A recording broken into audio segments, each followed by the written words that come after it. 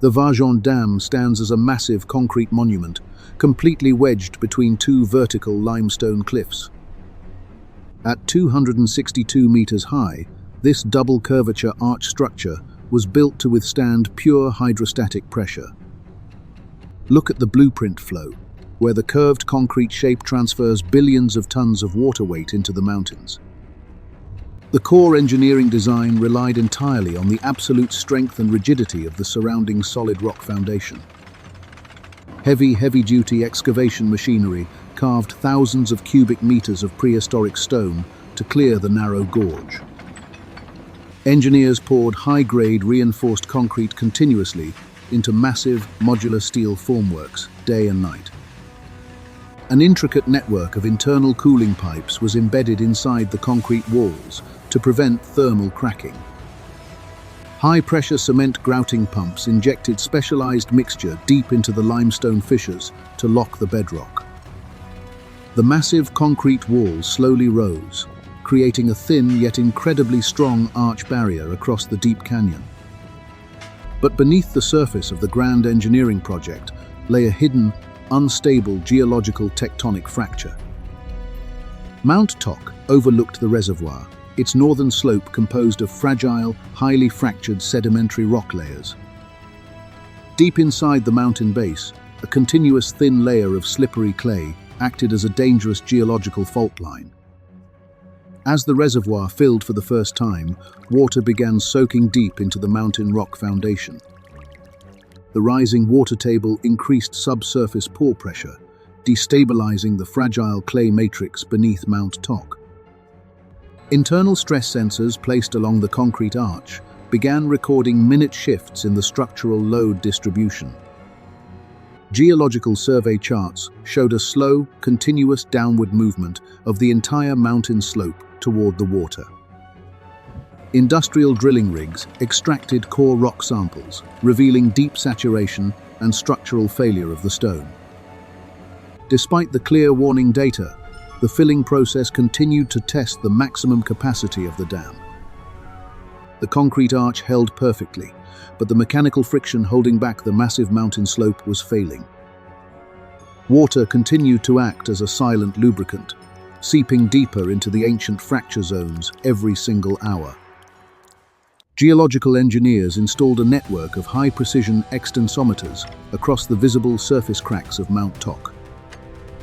The physical data revealed that the mountain was creeping downward at a rate of several millimeters per week.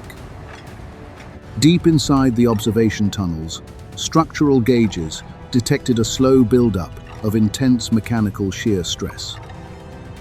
The hydraulic pressure within the subterranean rock pores remained dangerously high, preventing natural stabilization.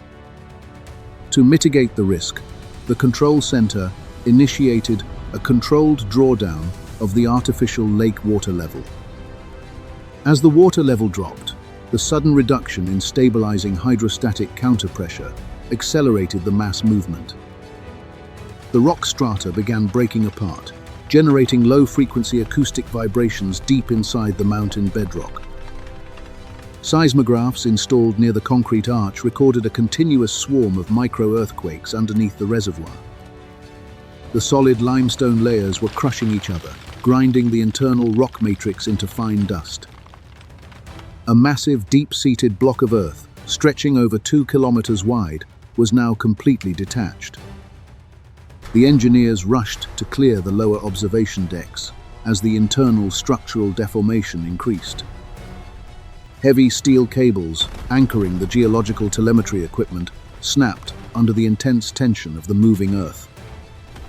The entire northern slope of Mount Toc was now resting on a highly pressurized, fluid-like layer of wet clay.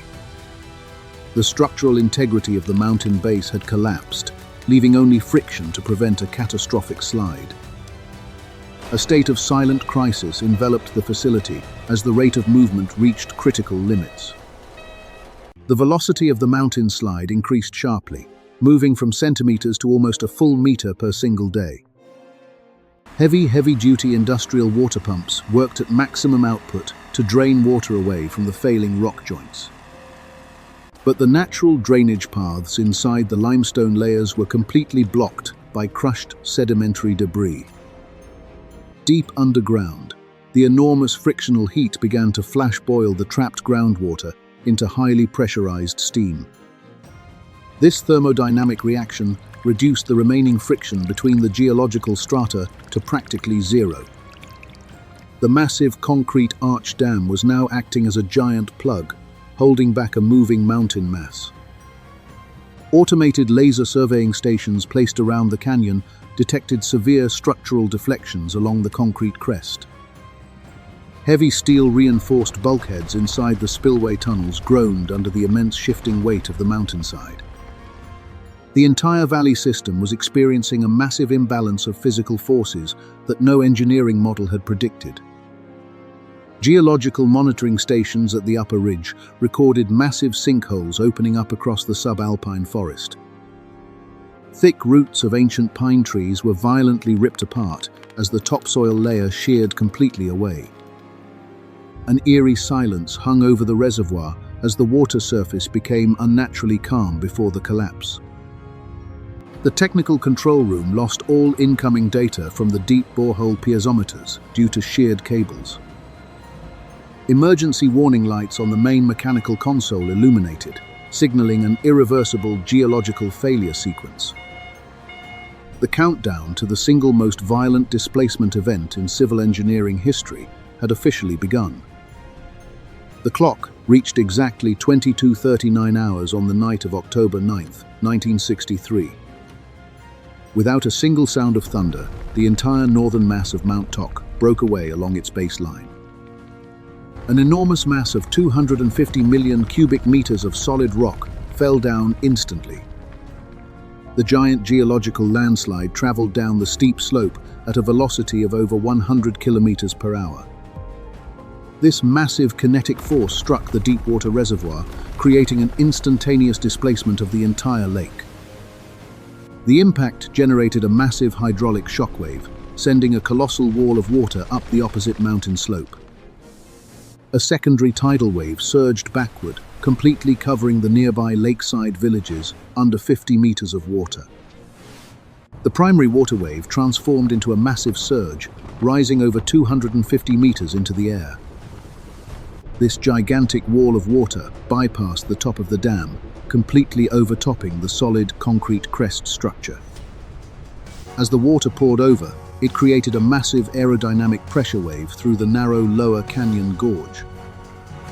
This powerful localized air blast possessed twice the destructive kinetic force of a major atomic explosion.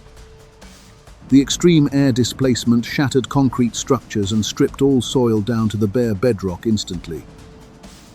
Millions of cubic meters of water plunged down into the narrow gorge with terrifying gravitational energy. The massive concrete dam wall remained locked in place, absorbing the intense vibrational and physical stress. The double-curvature design successfully redirected the massive impact forces directly into the solid mountain walls. The massive volume of water that overtopped the dam crest accumulated extreme gravitational acceleration as it fell. A roaring column of 50 million cubic meters of liquid mud and rock crashed onto the valley floor.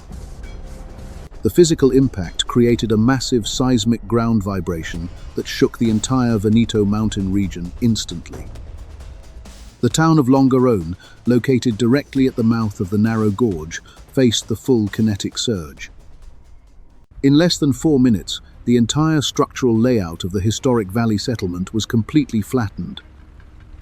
The violent floodwaters carried thousands of tons of pulverized masonry, concrete foundations, and uprooted trees downstream. The sheer physical energy of the water mass stripped the topsoil layer down to bare bedrock across kilometers.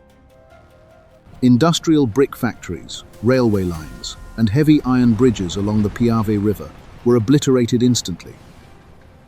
As the main surge receded, it left behind a thick, silent layer of wet grey, alluvial mud. The morning sun revealed an apocalyptic landscape where a thriving industrial community had existed hours before. Yet, standing tall amid the total physical destruction of the valley was the Vajont Dam itself. The structure remained completely intact, its white concrete face scratched but structurally undamaged by the massive overtopping. The thin, double-curvature concrete arch had survived a mechanical force far exceeding its original design parameters. Military rescue vehicles arrived on the scene, their mechanical tracks grinding through the thick sludge layers. Heavy earth movers and diesel cranes began the slow process of clearing debris from the blocked river channels. The technical investigators arrived on site, unpacking precision surveying equipment to analyze the structural survival of the arch. They mapped the impact zones where the high-velocity wall of water overtopped the concrete coping stones. Core drills extracted concrete samples from deep within the dam structure to inspect for internal microfractures. Ultrasonic, non-destructive testing equipment sent sound waves through the thick base sections to confirm rock bonding. The empirical data confirmed that the internal mass of reinforced concrete remained completely dense and uncompromised. But looking upstream, the entire reservoir basin was completely filled with the collapsed mountain slope material. 250 million cubic meters of dry soil and rock now replaced the deep-water lake. The massive landslide had formed a permanent, solid mountain barrier directly behind the concrete arch structure. The original hydraulic purpose of the entire multi-million-dollar engineering project was rendered completely useless forever. Hydrologists drafted new technical diagrams to understand how water would now flow across the altered valley landscape. Heavy diamond-tipped drill bits bored deep horizontal drainage holes straight through the concrete dam wall structure. These mechanical bypass pipes were necessary to prevent water from accumulating behind the new landslide earth dam. Industrial maintenance crews installed steel reinforcing plates inside the remaining bypass channels to resist high friction. The massive spillway valves were welded shut, permanently altering the mechanical operation of the entire facility. The abandoned control rooms stood silent, their analytical charts frozen at the exact second of physical impact. The Vajont Dam disaster completely changed the foundational principles of international dam engineering and geotechnical safety. Civil engineering academies revised all curriculum models, forcing students to analyze the complete fluid mechanics of slope failure. New regulations prohibited the construction of large water storage basins in valley zones with active sedimentary strata. The concrete structure became the world's largest open-air laboratory for monitoring long-term concrete stress under unique conditions. Technicians returned every decade to attach new generations of digital piezometers and solid-state acoustic sensors to the stone. Modern fiber optic cables were later routed through the old internal drainage galleries to track real-time thermal expansion data. The empirical data gathered here helped calibrate advanced finite element analysis software used to build safer modern infrastructure. Every single block of cured aggregate on this structure still carries the intense physical imprint of that massive overtopping. The sheer durability of the double-curvature arch proved that the mathematical calculations of structural mechanics were flawless.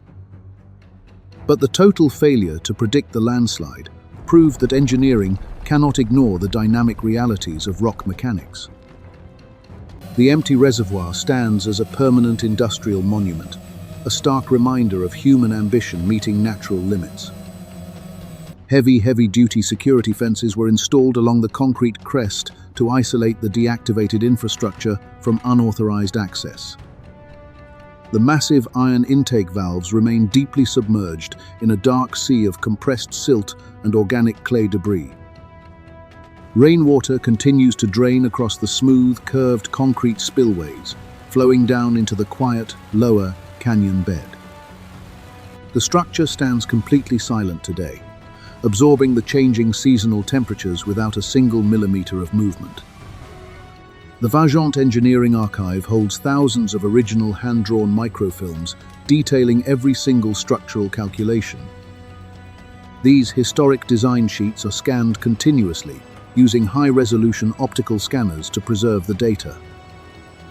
The blueprint flow tracks how the pressure distribution lines align perfectly with the geometry of the arch. But the geological cross-section records remain separated, showing the severe lack of communication between the fields. Today, automated seismic networks monitor the entire mountain region, transmitting data to universities every second.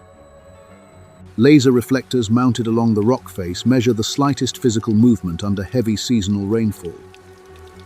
The solid concrete arch continues to stand inside the quiet gorge, an everlasting testament to human manufacturing. It proves that structural concrete can outlast the very purpose for which it was originally mixed and poured. The empty valley serves as a quiet classroom for future engineers studying the absolute limits of materials. The lessons of the massive landslide remain permanently etched into the white, concrete face of the canyon.